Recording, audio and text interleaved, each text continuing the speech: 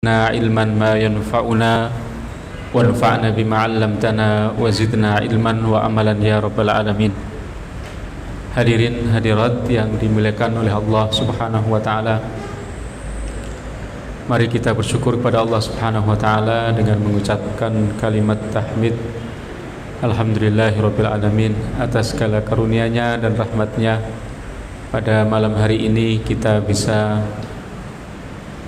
berkumpul kembali di malam Jumat mengadakan kajian tafsir atau jadwal ta'lim tafsir. Kita bersyukur pada Allah Subhanahu wa taala karena dengan taufiknya, dengan bimbingan dari Allah, kita masih digerakkan hati kita untuk bisa melaksanakan tawasau bil haqqi wa tawasau bis sabri wa tawasau bil marhamah. Saling tawasi, mengingatkan dengan ilmu antar kita,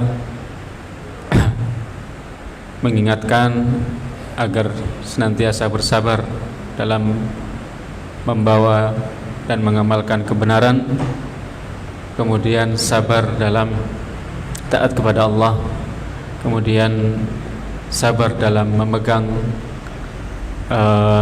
sabar, tawasau bil haqq wa tawasau bis sabr, bertawasi dalam kebenaran, ya, dan juga bertawasi dengan cara yang elegan, yaitu dengan kasih sayang, tawasau bil marhamah. Kemudian salam salawat tetap disurahkan pada Nabi kita, Nabi Muhammad sallallahu alaihi wasallam, Nabi yang terakhir, Nabi yang Allah katakan dalam surat Al-Ahzab, Bismillahirrahmanirrahim, maka Muhammadun aba ahadim mir rijalikum, tidaklah Muhammad itu adalah bapak dari kalian, walakin Rasulullah, akan tetapi Nabi Muhammad adalah utusan Allah, wa khataman nabiyyin, dan penutup para nabi. Ini nabi yang tersebut di dalam Al-Quran jumlahnya 25, tetapi ada aqwal ulama yang lain mengatakan selain nabi yang tersebut dalam Quran itu bilangannya sampai 1000 lebih, Pak. Jadi tetapi di ayat ini dikatakan Nabi Muhammad penutupnya, sehingga saat beliau alaihi salatu wassalam dibawa oleh malaikat Jibril Isra Mi'raj di Masjidil Aqsa, ditunggu oleh para nabi, jamaahnya sudah bersaf-saf, dan di Masjidil Aqsa itu adalah para nabi. Kemudian Nabi diminta oleh malaikat Jibril untuk menjadi imam. Nah, menjadi imam para anbiya. Diutusnya Nabi Muhammad ini ketika beliau menjadi penutup para nabi, artinya umatnya Nabi Muhammad adalah umat penutup manusia akhir zaman. Saya awalnya juga termasuk yang tidak mau dikatakan, atau agak ngeri kalau dibilang kita ini hidup di akhir zaman. Tapi ternyata setelah kita ulang-ulang ayat ini, kita baca, ya, kemudian ada hadis yang lain, ya, memang Rasulullah itu diutus pada umat akhir zaman, ya, sehingga banyak hal yang kita rasakan, ya, badai fitnah akhir zaman yang hari demi hari kita seakan-akan diperlihatkan bukti kebenaran wahyu Allah maupun bukti kebenaran sabda Rasulullah sallallahu alaihi wasallam, ya. Maka badai fitnah itu, ya, salah satunya adalah semakin beraninya setan itu menggoda umatnya Rasul, karena jatahnya menggoda berada di akhir-akhir zaman. Kalau kita lihat ada buku, Pak, ya, dengan beberapa babnya di dalam buku itu, kemudian kalau dibilang akhir dari buku itu, berarti kita sebenarnya sedang berada di akhir-akhir lembaran dari buku itu. Artinya jatahnya setan menggoda manusia itu tinggal sebentar. Makanya semakin kuat, semakin dahsyat, semakin kuat, ya, sampai setan manusianya sekarang juga semakin berani mempertontonkan kezalimannya, tak peduli, ya. Mereka merasa tidak ada lagi di atas mereka yang bisa mengontrol mereka, menekan mereka, karena mereka merasa mereka adalah segalanya. Maka kezaliman demi kezaliman itu kita saksikan, Pak. Ya, karena memang setan di akhir zaman itu sudah luar biasa. Setan di akhir zaman ya dengan fitnah-fitnahnya yang luar biasa itu ya menginginkan, kita tidak tahu ya, elit global Yahudi Zionis itu kan salah satu grand plan-nya mereka adalah gimana yang hidup di dunia ini hanya bangsa mereka saja, ya, yang lainnya harus punah. Ya, salah satu bentuk dari perbuatan setan yang sudah merajalela adalah menyebarnya LGBT. Itu kan untuk mendepopulasi keturunan manusia. Ya, lanang ketemu lanang, mungkin ada keturunan apa buatan itu? Kan nggak mungkin. Perempuan ketemu perempuan, nggak ada ketemu setelahnya anak. Tapi malah menyebar luasnya penyakit yang dulu tidak pernah dirasakan oleh umat-umat sebelum kita. Ya, karena hal ini maka kemudian mengajak kita ketika kita berada di akhir zaman ini, apa perintah Allah dilanjutan di ayat yang saya tadi baca di surat Al-Ahzab ayat 40. Ternyata ayat 41-nya berbunyi begini, Pak. Ya ayyuhalladzina amanu dzkurullaha dzikran katsira wasabbihuhu bukratan wa asila. Wahai orang-orang yang beriman, ingatlah pada Allah dengan zikir, dengan ingatan, zikir-zikir yang banyak. Di akhir zaman ini kita butuh ingat Allah, ya. Wasabbihuhu bukratan wa asila, bertasbih, tahmid, tahlil, ma'thurat pagi maupun sore. Ya. Ini perintahnya. Kenapa? Di masa-masa ini banyak orang lalai, lupa pada dirinya. Salah satu kemudian bukti bahwa fitnah di akhir zaman ini sudah begitu dahsyat adalah banyaknya orang sudah lupa pada dirinya, tidak tahu dirinya itu. Maka kayak tadi, dia lupa dirinya ini laki-laki atau perempuan, dia lupa dirinya ini kalau dia laki-laki harus secara fitrahnya harus menyukai perempuan, begitu juga sebaliknya, perempuan harus secara fitrahnya, standarnya fitrahnya itu kan menyukai laki-laki. Tapi ini karena sudah tidak tahu dirinya, laki-laki dia sukai,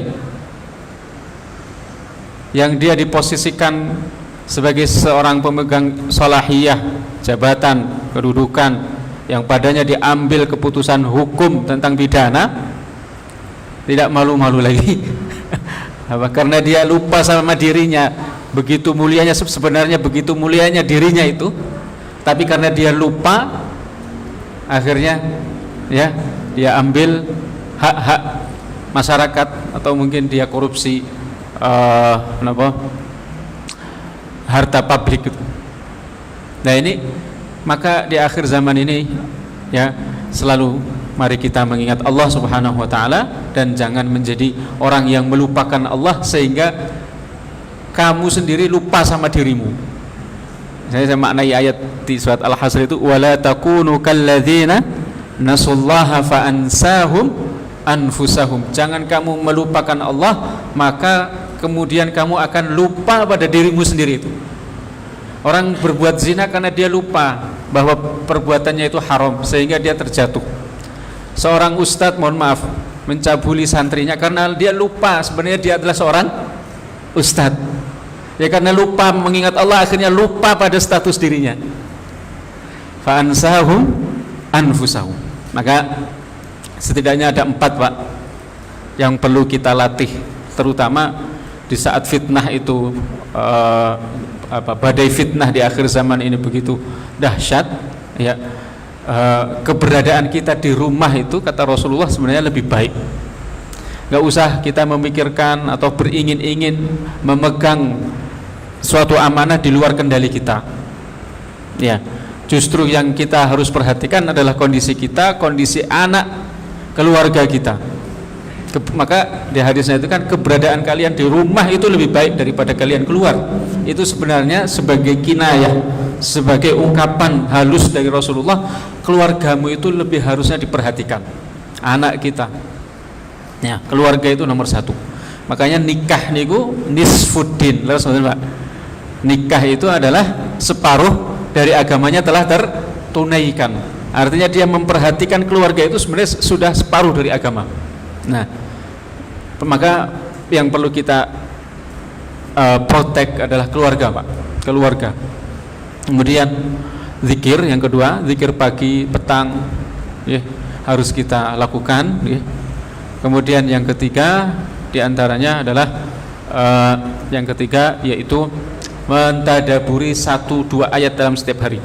Setiap hari itu kita baca 1-2 ayat, kemudian baca terjemahnya, ya, pahami, renungkan, ambil faidah darinya.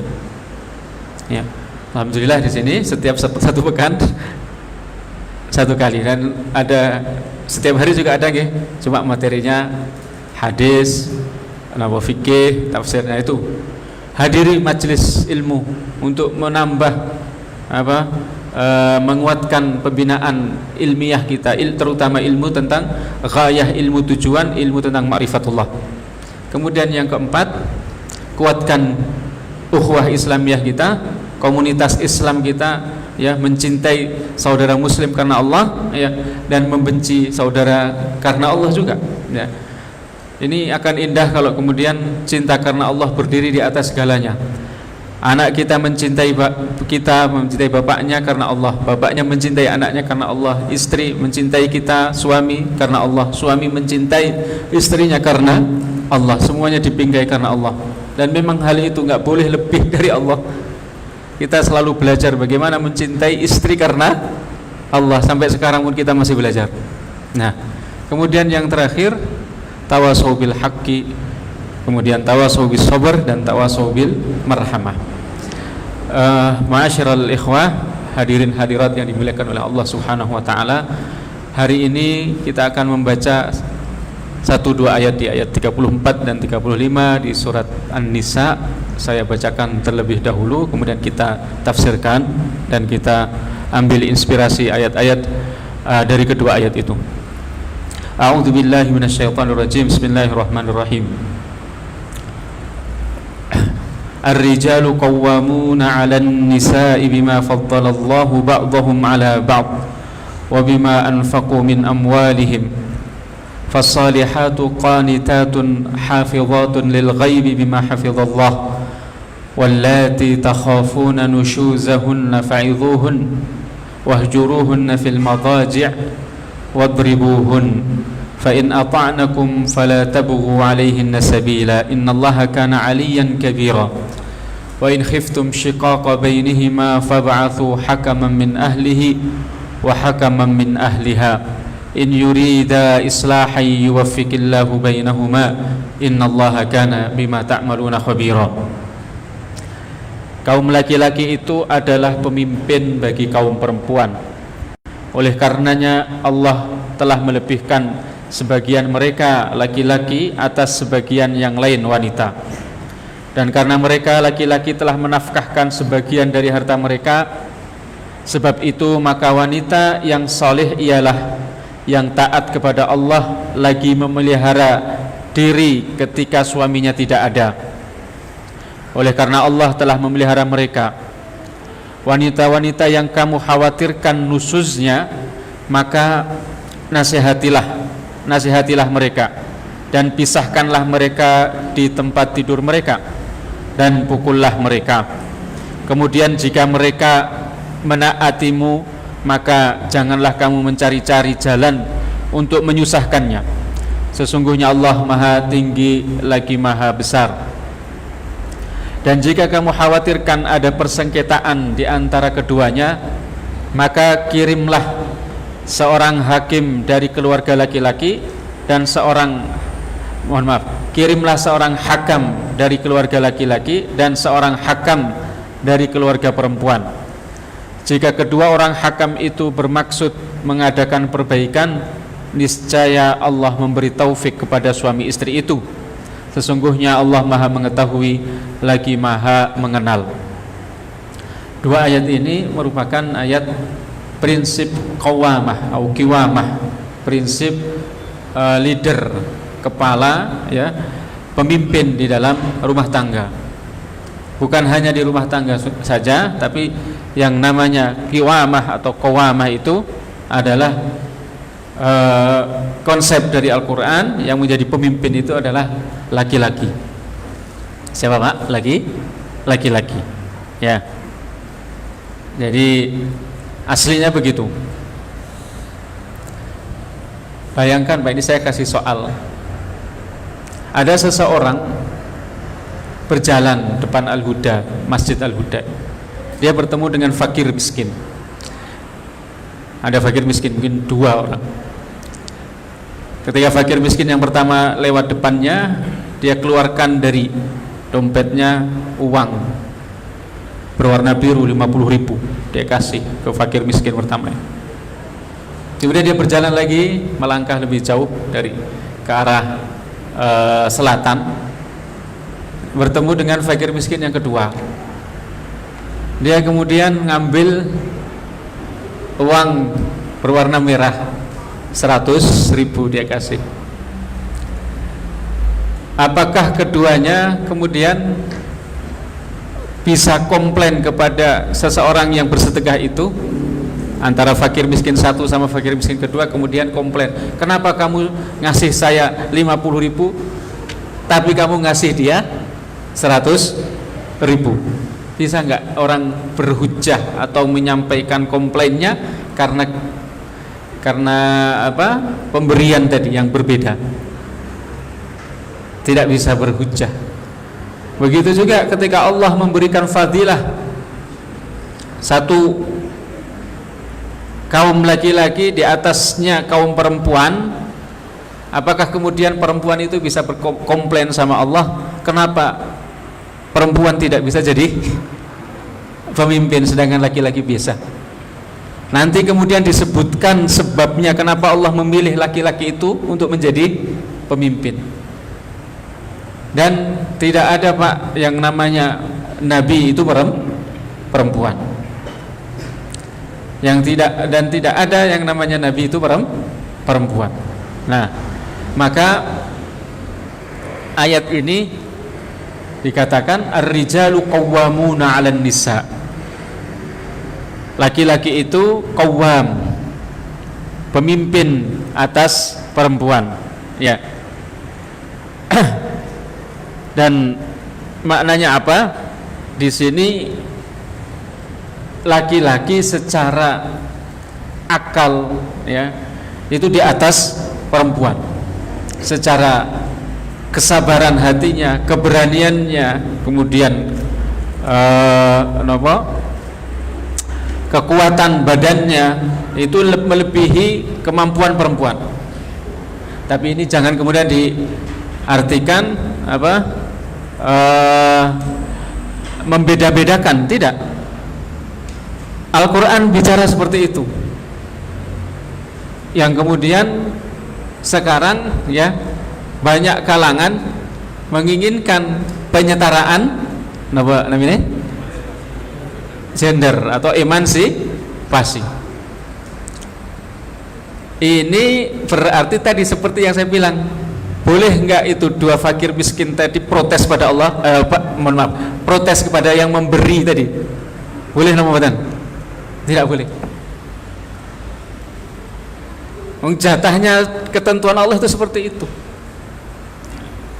Sehingga apa? Ketika petunjuk ini dari Quran ini tidak diperhatikan dan malah dilupakan, ya, sampai kadang perempuan itu tidak sadar, ya, kodratnya, ngaten nggih, Dia lupa sebagai perempuan. Wal iyadzu billah. Merasa melebihi laki-laki. Kalau istilahnya Buya Hamka dalam tafsir Al-Azhar itu ngeten. Mungkin karena hal ini sudah ada biasanya karena background keluarga berbeda dalam rumah tangga antara suami dan istri, ya. Istrinya mungkin tidak sekufu waktu sebelum menikah itu, kemudian ketemu bernikah akhirnya gelo. Kadang istrinya terbiasa diberi oleh orang tuanya busana yang mewah, yang mahal harganya, ya, diberi makan yang enak, kemudian terbiasa harus membiasakan diri hidup dengan laki-laki sebagai suaminya, tetapi secara kemampuan tidak sebagaimana orang tuanya, mungkin di bawahnya. Akhirnya apa? Dia tidak menerima pemberian suami. Inilah yang kemudian menjadikan adanya nanti hukum bagaimana memperlakukan istri yang mulai merasa lebih tinggi daripada suami. Itulah yang dinamakan dengan nusyuz. Apa Pak? Nusyuz. Nusyuz ini secara bahasa maknanya irtafa, dia mulai meninggi. Dan nusyuz itu tidak hanya muncul dari istri saja, suami juga bisa nusyuz. Maka ada ayatnya dilanjut di juz 5 akhir itu nanti, wa inimra'atun khafat min ba'liha nusyuz. Dan nanti kalau ada seorang istri takut suaminya itu nusyuz bisa terjadi pada suami juga. Jangan kemudian disalahartikan nusyuz itu kesalahan istri saja, tidak. Nusyuz itu juga bisa muncul dari suami, merasa tinggi daripada istrinya, itu juga nusyuznya suami. Dan bisa nusyuz ini pada keduanya, baik suami maupun istri merasa sama-sama tinggi, tidak mau dikalahkan. Suaminya merasa benar, istrinya merasa benar. Itu juga padahal kedua-duanya salah. Itu juga nusyuz di mata Allah. Ada nih Pak, ini saya agak berat sebenarnya menerangkan ayat ini. Okay? Maksud saya mungkin secara pengalaman rumah tangga saya tidak jauh lebih lama dari panjenengan, tetapi saya berusaha menjelaskan karena melewati ayat ini ya harus kita tafsirkan. Okay? Jadi ada nusyuz itu bagaimana cara untuk ditangani, ya, bagaimana kemudian Al-Quran itu memberikan cara untuk menanggulangi nusyuz ini, ya.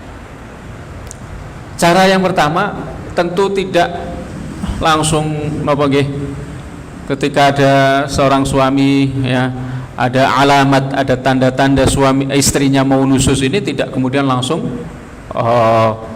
ya sudah kamu kembali pada keluargamu, sana kamu ceraikan, tidak seperti itu. Tapi ada marahilnya, ada step by stepnya, ya, cara menghadapi masalah ini bagaimana. Yang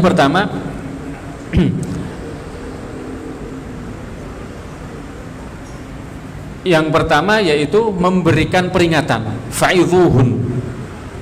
Nah, apa Pak? Dikasih peringatan.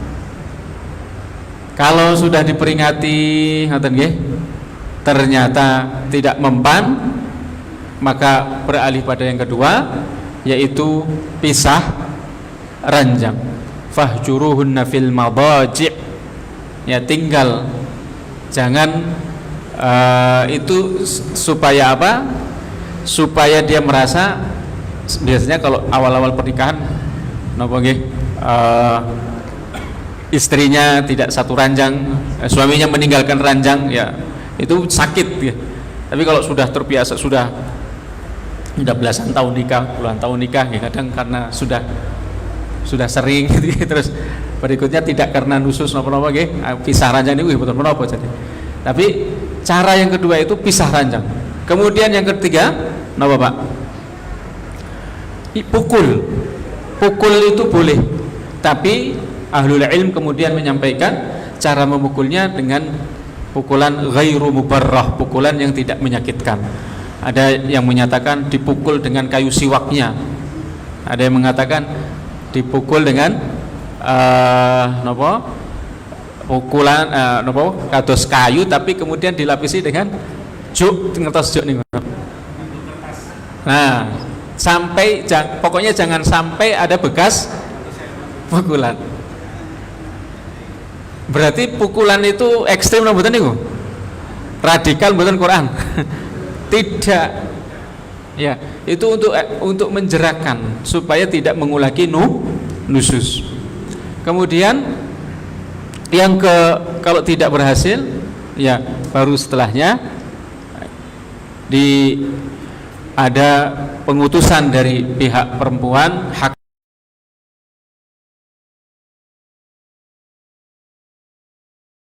wali dari pihak suami dan wali dari pihak istri untuk